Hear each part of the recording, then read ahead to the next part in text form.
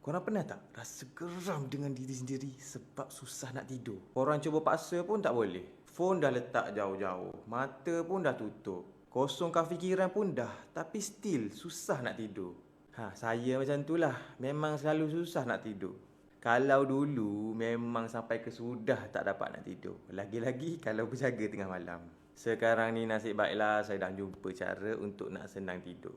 Apa saya buat? Saya akan mandi, tapi saya akan mandi guna sabun bidara dari Datuk Ali Syukri ni. Serius, bila guna je sabun ni memang sangat-sangat membantu untuk saya yang susah nak tidur. Apa yang buat sabun ni special? Bila korang pakai sabun ni, korang akan terus rasa tenang sangat-sangat and badan korang tak melekit langsung. Memang sangat-sangat selesa bila pakai sabun ni.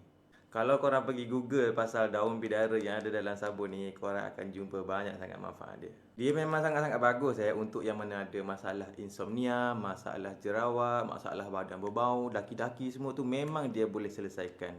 Macam saya, kalau saya susah nak tidur, memang saya akan pakai sabun ni. Dan kalau korang nak tahu, daun bidara ni juga boleh bantu korang kalau korang ada masalah gangguan makhluk halus. And then kalau korang ambil sabun bidara ni, korang akan dapat sekali ni tau. Yang ni aura 7 bunga.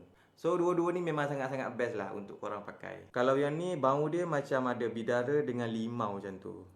And yang ni dia memang bau bunga yang sangat-sangat wangi Campuran 7 jenis bunga tau.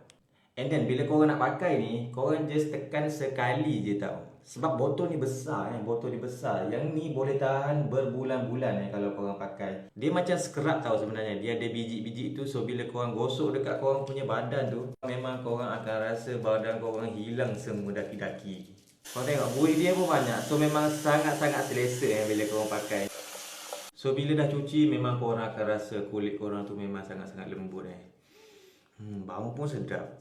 Jadi, saya memang recommend sangat-sangat korang pakai sabun bidara ni sekali dengan aura 7 bunga ni. Korang takkan rugi apa-apa pun kalau try sabun ni. Memang sangat-sangat recommended.